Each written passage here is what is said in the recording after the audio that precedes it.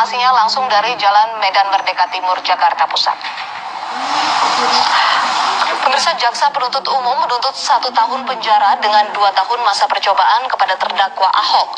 Namun atas nama umat muslim, Arifin Ilham mengaku kecewa atas keputusan JPU menuntut kasus Ahok. Maka di hari Jumat, masa lakukan sholat Jumat berjamaah dan berzikir bersama di Masjid Istiqlal agar para penegak hukum dapat terketuk hati nuraninya agar ketok palu hakim dapat adil sesuai hukum yang berlaku tanpa intervensi dari pihak manapun.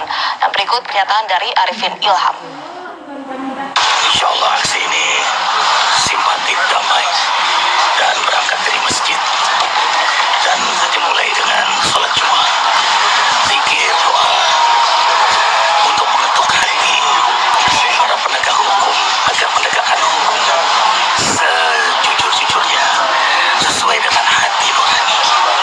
Itu yang diharapkan oleh penduduk negeri Indonesia yang tercinta ini, agar tidak jadi presiden buruk bagi penegakan hukum berikutnya. Sejauh ini tuntutan sudah memenuhi ekspektasi umat atau gimana kira-kira? Oh, jauh masih. Pemirsa, breaking news, iNews TV masih akan kembali usai jeda berikut, tetaplah bersama kami.